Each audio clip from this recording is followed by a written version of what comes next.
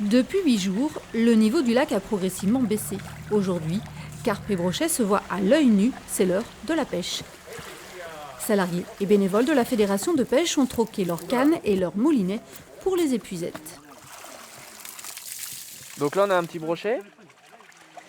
Voilà. Là on a une perche.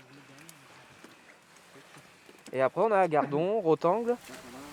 Le lac appartient à la Fédération. Sa vocation, fournir assez de prises pour les animations de pêche organisées sur place et surtout servir de réservoir piscicole pour les rivières et étangs du département.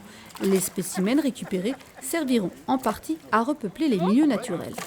Il faut réempoisonner car nous avons de moins en moins de zones de reproduction. Les zones humides, disons qu'elles sont de plus en plus réduites, ça on le sait depuis longtemps. Et à l'heure actuelle, on a le devoir de conserver le si peu qui nous reste. Les brochets notamment manquent de prairies inondées pour se reproduire. Des géniteurs seront replacés dans des milieux favorables et dans les frayères de la Fédération juste à côté. Les autres poissons, gardons, rotangles, perches iront alimenter étangs et rivières selon les demandes des adhérents. Normalement, sur une année normale, c'est 4 tonnes de poissons qui sortent sur un étang de à peu près 5 hectares et demi à peu près. Et on essaye d'en retirer à peu près 2 tonnes et on va laisser 2 tonnes dans le plan d'eau pour préparer la future reproduction dans les 2 ans à venir.